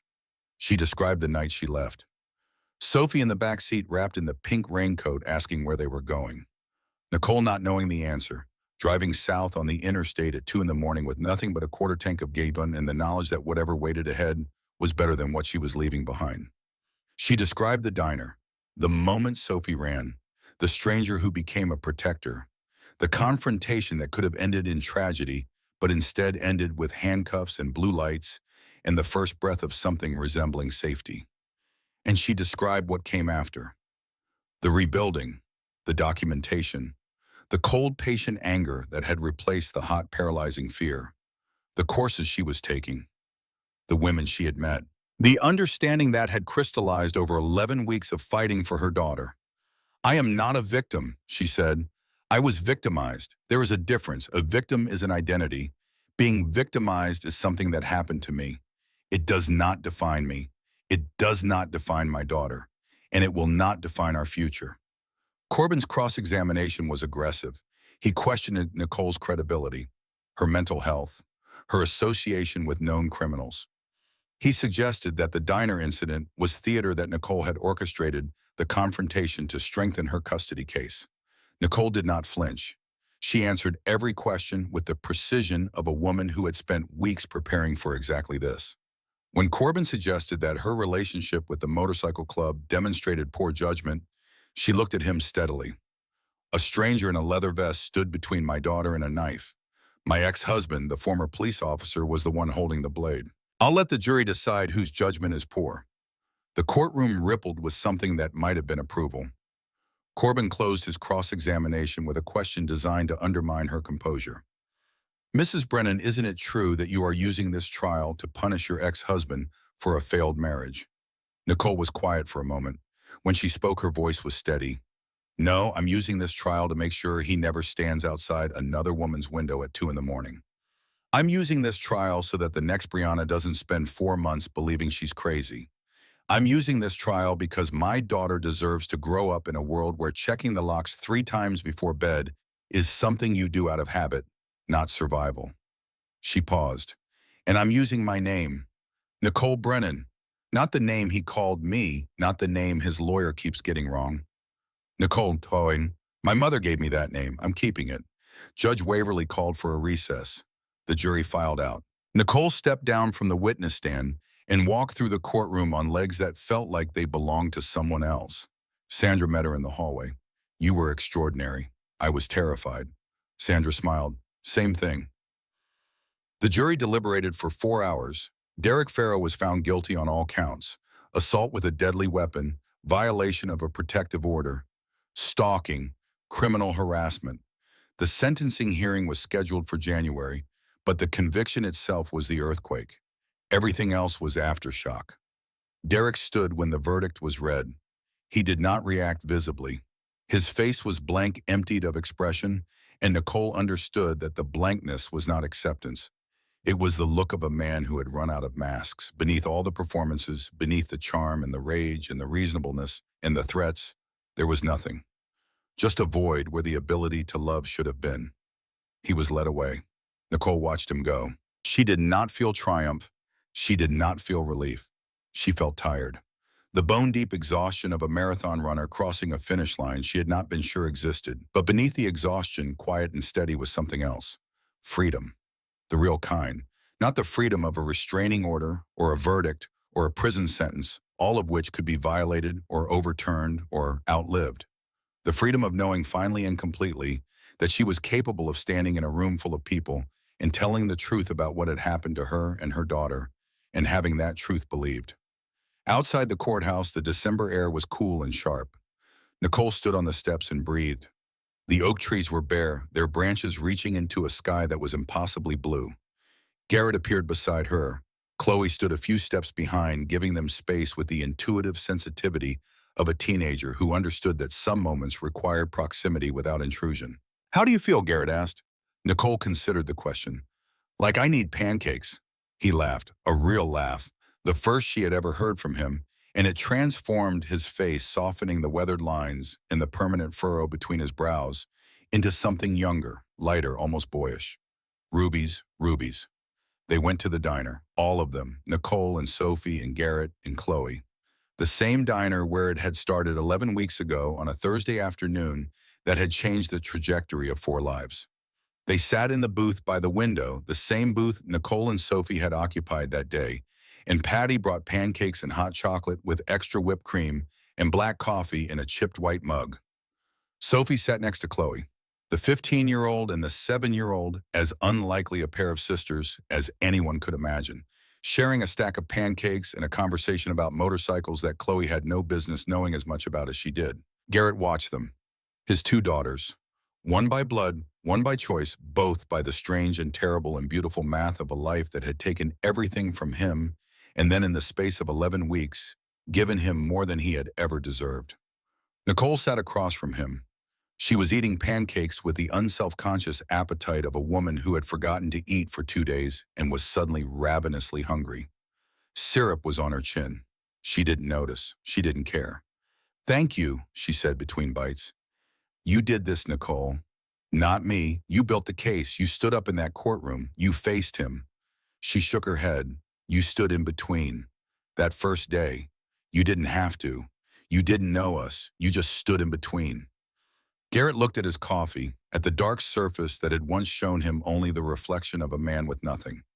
Now, in that same dark mirror, he saw the diner around him, the 2 girls laughing, the woman across the table, the life that had grown from 7 words spoken by a terrified child. My daughter picked the right man, Nicole said quietly. She was looking at him with an expression he had seen only once before, in the fluorescent hallway of a police station on a Thursday night that felt like a lifetime ago. Permission, gratitude, the beginning of something neither of them needed to name. The sentencing came in January. Derek Farrow received 12 years. The judge cited the pattern of abuse, the violation of the protective order, the assault with a deadly weapon, and the testimony of 2 women and 1 child who had demonstrated, in her words, extraordinary courage in the face of systematic terror. Nicole was in the courtroom when the sentence was read. She sat between Sandra and Janet, and when the number was spoken, she closed her eyes and breathed, and the breath carried out of her something she had been holding for 8 years. Not all of it. The body remembers what the mind tries to release, but enough. Enough to stand up straight, enough to walk out of the courtroom and into the January sun and feel it on her face like a benediction. Spring came. Nicole completed her first semester of paralegal studies. Her grades were high enough to qualify for a scholarship she had not known existed. Janet Perry wrote the recommendation letter. Nicole Brennan is the most determined person I have met in 20 years of advocacy work. She does not merely survive, she builds. Sophie turned 8 in April. The birthday party was held at Garrett's repair shop, which the Club brothers had transformed with streamers and balloons and a hand-painted banner that read "Happy Birthday, Sophie," in letters that were enthusiastic, if not precisely straight. Tiny had baked a cake. It was lopsided and magnificent. Wes Calloway was there. Nicole had met him 3 months earlier at a parent-teacher conference. He taught 4th grade at Sophie's school. He was 35, quiet kind, and possessed of the rare quality of being entirely comfortable with silence. He shook Garrett's hand with genuine respect and no trace of intimidation, which told Garrett everything he needed to know about the man. "Thank you," Wes said, "for what you did for them." Garrett studied him. The teacher met his gaze without flinching. "You treat them right. That's the plan." Chloe visited for a week that summer.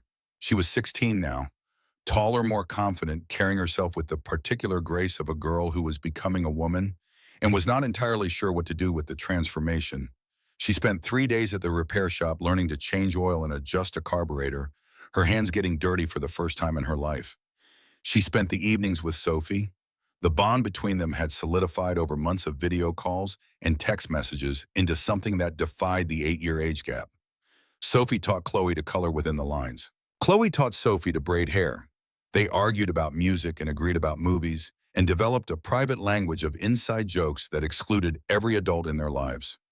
Garrett watched his daughters from the doorway of his apartment on a summer evening, both of them sitting on the floor with a coloring book between them, and he felt something he had not felt in so long that he almost did not recognize it.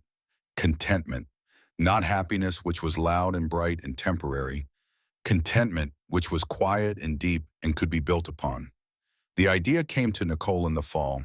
She was sitting in Janet Perry's office at Safe Harbor, reviewing case files for the paralegal internship she had started in September, when she looked up at the wall of photographs. Women Janet had helped, families rebuilt, lives reclaimed. Dozens of faces, each one carrying a story that rhymed with her own. "I want to start something," Nicole said. Janet looked up from her desk. "A program for women in situations like mine. Not just legal help, the whole thing. Documentation training, safety planning, court preparation, and protection. Real protection, like what I had." She was thinking of the club, of the brothers who had stood watch outside her apartment in unmarked cars, of Tiny who had caught Derek's wrist, of Bull who had declared her family, of the infrastructure of care that existed outside the system, not because the system worked, but because sometimes it didn't. Janet leaned back in her chair. "What would you call it?" Nicole thought of Sophie, of the pink raincoat that was getting too small but that Sophie refused to replace, of the grandmother who had bought it for $7.50, and who had said with the simple authority of a retired school teacher, "I didn't raise you to die in a kitchen."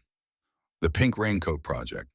Garrett helped, not with the legal structure, which was Nicole's domain and Janet's expertise, but with the protection logistics. He brought it to the club. Bull convened a chapter meeting, and Garrett stood before 23 men in leather and proposed something that none of them had imagined when they patched in. Volunteer escorts for women leaving abusive situations, security presence at court hearings, watch shifts for high-risk residences. The skills they had, the physical presence, the unwavering loyalty redirected toward a purpose that gave the patches on their vests a meaning even the Department of Justice couldn't argue with. Bull listened. Then he spoke. "We've spent years being called outlaws. Maybe it's time we earned a different name." The vote was unanimous. The Pink Raincoat Project launched in January, 1 year after Derek's sentencing. Nicole was the executive director. Janet was the advisory board chair. Sandra provided legal guidance. Officer Kessler served as law enforcement liaison, and Garrett's chapter became the first motorcycle club in Central California to formally partner with a domestic violence nonprofit. The local news covered the launch. A reporter asked Nicole how a woman who had been a victim of domestic violence had built an organization in 12 months. Nicole looked at the camera. I didn't build it alone. My mother told me to leave. A stranger pretended to be my daughter's father. A police officer showed up when it mattered. A lawyer who was overworked and underpaid fought for us anyway. And 23 men in leather vests stood watch while I figured out who I was. I just took what they gave me and turned it into something that could help someone else. The reporter asked about Sophie, about the pink raincoat. Nicole smiled. My daughter taught me the most important thing. She was 7 years old and terrified, and she ran across a room and asked a stranger for help. She didn't wait for someone to save her. Sure, she chose her own protector. That's what we teach. You don't wait. You don't hide. You choose. And then you stand up. 5 years passed. Modesto changed the way all places changed, new buildings rising where old ones stood, streets renamed, businesses opening and closing with the rhythm of commerce. Ruby's diner remained. Patty still worked the counter, though her hair was grayer now, and the meatloaf special had gone up $2. The Pink Raincoat Project had expanded to 4 counties. Nicole Brennan, 37 years old, had completed her paralegal certification and was now enrolled in law school. Part-time at night, while Sophie slept, and Wes graded papers at the kitchen table of the house they had bought together on the north side of town. A house with good locks and a security system and a backyard where Sophie's old pink raincoat hung on a hook in the shed, retired but not discarded. Sophie Brennan was 12 years old, 7th grade, honor student, peer mediation award recipient. She had her mother's jaw and her grandmother's directness and a quality that was entirely her own, a kind of fearless compassion that made her the first person her classmates sought out when they were in trouble. She still wore the silver pin on her jacket, a different jacket now, blue denim. But the pin remained. She wanted to be a police officer. Like Officer Kessler, she said, because someone has to show up. Chloe Holden was 20 years old, studying criminal justice at Portland State. She visited Modesto every summer and every Christmas, and the relationship she had built with her father, brick by careful brick, over 5 years of Sunday phone calls and awkward visits, and gradually less awkward visits, had become the foundation of a life she was proud of. She and Sophie texted every day. The 8-year age gap had not diminished. If anything, it had become the defining feature of a bond that both of them treasured. Chloe was the big sister Sophie had never had. Sophie was the little sister Chloe had never known she needed. Garrett Holden was 46 years old. He still rode. He still visited his mother's grave on Thursdays. But the ritual had transformed. He brought flowers in gratitude instead of flowers in grief. He told Margaret about the girls, about Nicole's law school acceptance, about the project that bore the name of a $7 thrift store raincoat, about the life that had grown from the wreckage of the one he thought he had lost forever. On a Thursday evening in May, Garrett sat in the middle school auditorium with his vest clean and his boots polished and his heart so full it felt dangerous. Nicole sat to his left, remarried to Wes, radiant, with the particular beauty of a woman who had fought for her life and won. Chloe sat to his right, holding his hand, with the unconscious affection of a daughter who had forgiven her father and in forgiving him had freed them both. Wes sat beside Nicole, his hand on her knee. The club brothers lined the back wall, 23 men in leather who had come to watch their adopted niece shine. Sophie Brennan took the stage. She was 12 years old and she stood at the podium with the composure of someone 3 times her age. Her blue denim jacket bore the silver winged skull pin over her heart. Her hair was pulled back in a braid. Her eyes swept the auditorium with the same careful attention she had used 5 years ago to scan a diner for someone who could save her. But she was not scanning for salvation now. She was delivering it. My hero doesn't wear a cape, she began. Her voice was clear, carrying to the back of the auditorium where the brothers stood. 5 years ago, I was the most scared I had ever been. A man I didn't know became my protector. He taught me that family isn't always blood and that real strength is standing up for people who can't stand for themselves yet. He taught me that sad people are sometimes the bravest because they know what it costs to keep going. She paused, looked at Garrett. He was not even trying to hold back the tears. But my real hero, she continued, is sitting in the 4th row. My mom. She left everything she knew to keep me safe. She built a case with nothing but a phone and a journal and the kind of anger that doesn't burn out. She stood in a courtroom and told the truth when the truth was the hardest thing in the world to say. And then she built something. Not for us, for every woman and every kid who is sitting in a diner right now, scared looking for someone strong enough to help. Sophie straightened. My mom taught me that you don't wait for someone to save you. You stand up. You choose. And if you're lucky, you find people who stand with you. But even if you don't, you stand anyway. Because that's what brave looks like. Not the absence of fear, the presence of choice. The auditorium erupted. The applause was not polite. It was the kind of sound that comes from people who have been moved past the threshold of composure, the kind of sound that fills a room and changes it. Garrett's vision blurred. Chloe squeezed his hand. Nicole was crying and Wes had his arm around her, and the brothers in the back were doing the thing they always did when emotions ran high, standing very still and looking straight ahead and pretending that the moisture on their faces was anything other than tears. Sophie stepped down from the stage and walked up the aisle to where Garrett sat. She stopped in front of him. 12 years old, fearless, wearing a blue jacket and a silver pin, and an expression that carried the weight of everything they had been through and the lightness of everything they had become. Uncle Garrett, I'm going to be a police officer, like Kessler, because of you. He looked at her. This girl who had grabbed his vest in a diner and said 7 words that detonated his grief and rebuilt his life. Because of you, kid, you'll be better than all of us. She hugged him. Chloe stood and joined the embrace. Nicole rose from her seat and crossed the aisle, and then they were all holding each other in the middle of a school auditorium while an audience of parents and teachers and brothers in leather watched and wept and understood perhaps for the first time that family was not a structure you were born into, but a choice you made again and again every day in diners and courtrooms and repair shops and on stages where 12-year-old girls spoke truths that grown men could not.